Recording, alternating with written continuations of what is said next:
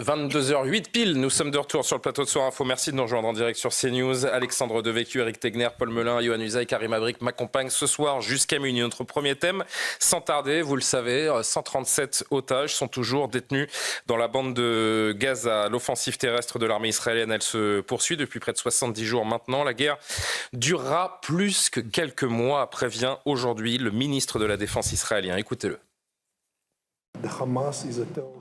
Le Hamas est une organisation terroriste qui s'est construite au cours d'une décennie pour combattre Israël et qui a mis en place des infrastructures souterraines et aériennes qu'il n'est pas facile de détruire. Cela prendra du temps, plus que quelques mois, mais nous vaincrons et nous détruirons. Avant de s'arrêter sur ce sujet, quelques minutes, direction une nouvelle fois Israël, où on retrouve Vincent Fernandez. On l'a bien compris, Vincent, l'objectif pour Israël, éliminer le Hamas et Tsahal, qui semble vraiment gagner du terrain ces dernières heures. Oui, cette fois-ci, c'est le compte officiel de l'armée israélienne qui a diffusé ces photos et vidéos sur lesquelles on voit effectivement des hommes déposer les armes devant les soldats israéliens. Selon Tsahal, il s'agirait effectivement de combattants du Hamas. Il serait 70 à s'être rendus ces dernières heures dans la bande de Gaza. Ils auraient été arrêtés puis emmenés pour être interrogés par les services de renseignement israéliens. Et pendant ce temps-là, évidemment, les combats continuent à la fois dans le nord et dans le sud de la bande de Gaza. Vous l'avez entendu, le ministre de la Défense israélien a annoncé que la guerre durera plusieurs mois et qu'elle sera particulièrement difficile, toujours avec ce double objectif, à la fois aller chercher, sauver les otages, bien que pour le moment ce ne soit pas réellement concluant. Une seule otage a été libérée, secourue dans la bande de Gaza depuis le début de la guerre, et puis éliminer le Hamas, notamment en éliminant les dirigeants de l'organisation. Et puis justement, ces dernières heures, des primes ont été annoncées pour toute personne ayant des renseignements sur les dirigeants de l'organisation dans la bande de Gaza, notamment Yahya Sinwar, celui qui est présenté comme étant l'ennemi numéro 1. Toute personne ayant des renseignements aurait une prime de 400 000 $, selon l'armée israélienne, qui a envoyé des flyers sur la bande de Gaza pour annoncer aux habitants cette information. Merci à Vincent Fernandez et aux équipes CNews qui continuent de nous faire vivre cette situation sur le terrain. Je voudrais qu'on revoie, Alexandre, parce que ce sont des images qui commencent à arriver en masse, j'ai envie de dire, ces derniers jours, ces dernières heures, ces images de prisonniers du Hamas qui parfois se rendent par eux-mêmes. En tout cas, c'est la communication de Tsahal qui nous dit que ce sont des terroristes du Hamas et pas seulement des civils palestiniens qui rendent les armes, qui se soumettent à Tsahal. Ce sont des images importantes. L'armée israélienne les montre également. Ne soyons pas dupes pour dire, regardez, nous avançons, l'opinion israélienne doit être derrière nous, notre travail, nous le faisons et ça porte ses fruits. Oui, moi je pense que c'est un travail de propagande, certes, mais utile, d'autant plus que l'adversaire a une culture, alors c'est paradoxal de le dire, mais de la fierté, si vous voulez, et de la force, et donc je crois qu'il faut lui opposer aussi de la fierté et de la force, donc je pense que c'est une communication assez efficace. Ensuite, on voit qu'Israël est face à un enjeu existentiel et qu'il ne renoncera pas à ce que je disais depuis le début. Ils ont décidé d'annihiler les capacités militaires du Hamas, c'est ça que ça veut dire. Les mots du ministre de la Défense qu'on a entendus sont très forts et très clairs. C'est ça que ça veut dire, anéantir le Hamas. On nous disait c'est pas possible, c'est une idéologie. Effectivement, on n'anéantit pas l'idéologie, mais ils vont anéantir les capacités militaires du Hamas parce que c'est la seule solution. S'il s'arrêtait au milieu du guet, celui-ci reconstituerait ses capacités militaires et dans quelques mois, quelques années, Israël sera face à d'autres attentats terroristes. Donc je crois qu'il y a une logique, il y a un objectif qui est logique. Ensuite, il faudra bien sûr qu'il y ait une place pour la politique, mais le premier objectif est militaire, il est tout à fait compréhensible. Du reste, hélas, toutes les guerres, il faut le rappeler, font des victimes civiles, y compris la Seconde Guerre mondiale. Les bombardements alliés ont fait des centaines de milliers de morts. Mais la différence avec une guerre menée il y a 80 ans, c'est qu'aujourd'hui, les images, elles pullulent et que, en effet, c'est très compliqué pour Israël. Et c'est pour ça que les images... Beaucoup plus propres que par le passé. C'est sûr.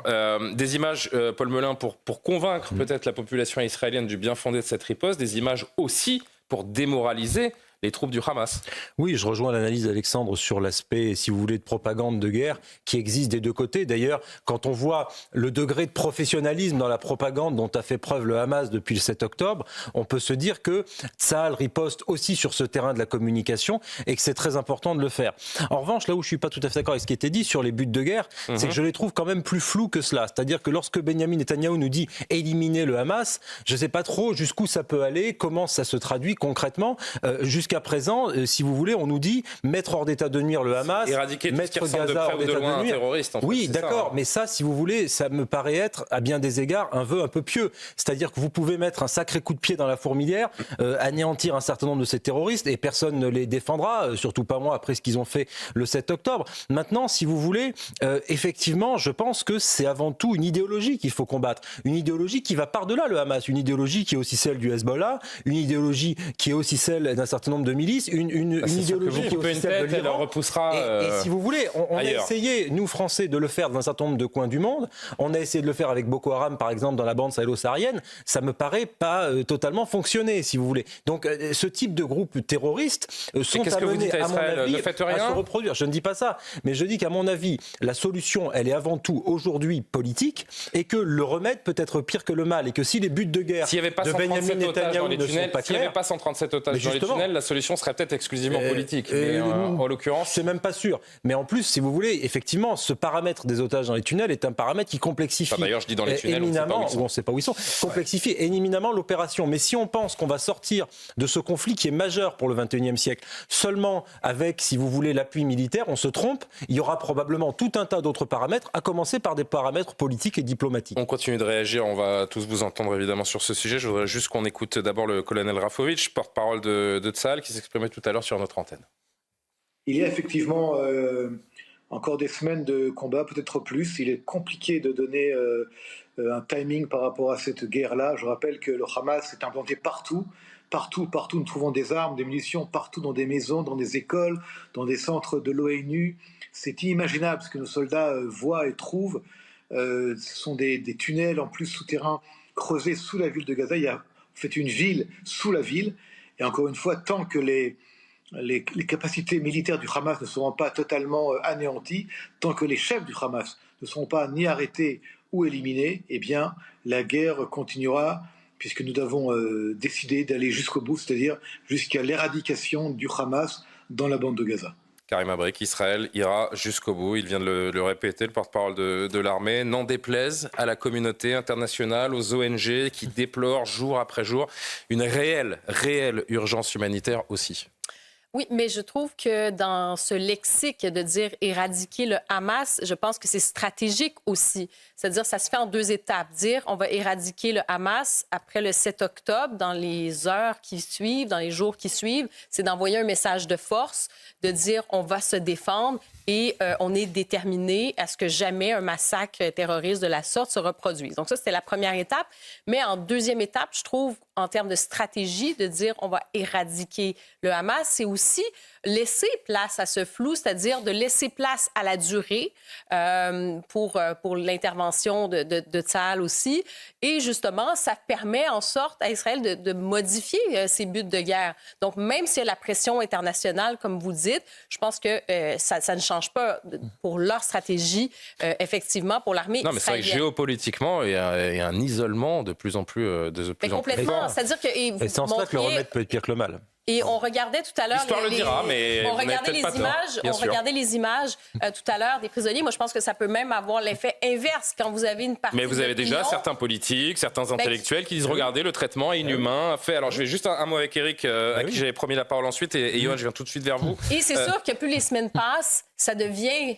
difficile, voire impossible non plus. Il y a des civils. Je veux dire, Israël est d'une certaine manière un peu seul au monde en ce moment. Est-ce que c'est Israël ou est-ce que c'est Benyamin Netanyahou aussi? Est-ce que l'un peut-il être dissocié de l'autre pour le moment? Tant que la guerre n'est pas finie, Israël et Benyamin Netanyahou ne font qu'un, Karima. Pas nécessairement. C'est-à-dire dans l'opinion aussi publique, pas nécessairement. Certains disent peut-être qu'avec quelqu'un d'autre, ça serait une autre stratégie après 2 mois et demi. Donc, il faut faire attention aussi de ne pas mettre tout le monde dans le même même idée, exactement. Éric Tegner, est-ce que Israël a raison de ne tenir aucun compte de l'opinion internationale? Ils n'ont pas le choix et en plus, il faut arrêter d'avoir un prisme occidental. Vous savez, les durées des guerres dans ces différentes zones du monde, je pense à la guerre en Syrie, etc., ne sont pas du tout celles que nous, auxquelles on est habitués. On se rappelle de la guerre en Ukraine, on se disait ça va durer 6 mois, en fait ça va durer plusieurs années. Je pense qu'il y a 2 sujets, il y a le sujet militaire et il y a le sujet politique. D'un point de vue militaire, l'éradication du Hamas, c'est quand même 35 000 hommes. Et il y a la question des tunnels. Et derrière, il faut évidemment prendre en compte ces considérations occidentales. Par exemple, il y a une solution, c'est d'inonder les tunnels. Mais il y a des questions ça commence à être fait. Hein. Oui, mais il y a des questions écologiques qui font qu'ils ne pourront pas le faire complètement. Donc ça va leur prendre énormément de temps. Or, plus ils vont prendre de temps, plus ils ont de risques d'être lâchés, notamment par les États-Unis. Et moi, je rejoins complètement ce que vous disiez tout à l'heure. Hier, on a vu Joe Biden qui a fait une inflexion dans sa politique à l'égard de Benjamin Netanyahou. Et effectivement, il a commencé à ouvrir la porte de sortie parce qu'il voit très bien les sondages où l'opposant de Netanyahou est à 46%. Alors que Netanyahou n'est qu'à 32%. Donc déjà, il est en train de prendre, parce qu'il a des élections américaines qui viennent, et c'est au mois de mars qu'ils devront prendre des décisions. Dernier mot là-dessus, Yohann. Oui, moi j'ai un peu de mal à entendre quand même le remède pourrait être pire que le mal. Je vois pas bien, Paul, ce qui pourrait être pire que le 7 octobre, sincèrement. Je vois pas ce qui pourrait arriver de pire à Israël que de recommencer à vivre, à subir ce qu'ils ont vécu le 7 octobre. Parce que ce sont les menaces du Hamas. Le Hamas a dit nous voulons un 2e, un 3e, un 5e, un 10e 7 octobre. Je ne vois pas ce qui pourrait être pire que ça. Mais on peut à pas mon faire sens, des civils aussi, oui, c'est ça à mon sens, pour Israël, rien ne pourrait être pire que d'arrêter cette guerre. Moi, je pense que malheureusement, il peut arriver bien pire, Yohann. C'est-à-dire que, justement, le narratif du Hamas qui consiste à présenter le peuple palestinien comme martyr éternel d'Israël, plus Israël aura ce qu'on appelle, j'aime cette expression, des dommages collatéraux, j'aura cette expression, que des civils mourront, plus le monde arabe et la rue arabe s'embrasera contre Israël et contre l'Occident. Et ça me paraît être aussi un risque qu'il ne faut pas négliger. Oui, j'entends bien, mais le monde arabo-musulman, de toute façon, on va se dire les choses clairement, n'a jamais porté Israël dans son cœur. Enfin, il y a des rapprochements qui se faisaient ces dernières années. C'est le Maroc avait sur des situations aussi complexes. Les gouvernements, oui, mais une partie des peuples arabo-musulmans, pardon, dans certains pays, on va pas se dire on va se dire la vérité. Il y a un antisémitisme qui est plus que latent, qui est imprégné dans certains. Il suffit de venir en France pour parler d'antisémitisme. D'accord, mais là c'est dans une mesure encore différente. Donc si vous voulez l'opinion des peuples arabo-musulmans, je pense que les Israéliens n'en ont absolument mais le Hezbollah n'est pas allé aussi loin que ce qui aurait pu se passer. Pour l'instant, la situation peut être pire s'il y a un embrasement général. Parce que le Hezbollah, c'est autre chose que le Hamas. Si le Liban s'investit beaucoup plus. Exactement. On est sur une ligne de crête. C'est ça que le jeu en Cisjordanie est un peu d'enfant. Encore une fois, moi, là-dessus, Alexandre, parce que j'ai beaucoup de choses à vous montrer. Je suis quasiment toujours pour la diplomatie. Je pense qu'on peut par exemple négocier, et ça se finira sans doute comme ça avec Vladimir Poutine, parce que malgré tout, c'est un dictateur. Mais on ne négocie pas avec les terroristes. C'est un chef d'État. Par contre, effectivement... Mais vous avez négocié 120 otages déjà avec les terroristes. Pendant la Seconde Guerre mondiale... face à Hitler, on a anéanti le nazisme et ensuite on a fait de la politique. Là, je pense qu'effectivement, il faut, je vois très bien la stratégie, il faut anéantir une idéologie qui est totalitaire, avec laquelle, l'idéologie, ce sera dur de l'anéantir, mais en tout cas, les terroristes qui sont dans une vision totalitaire, il faut les détruire et ensuite, il faut laisser la place à la politique avec d'autres acteurs.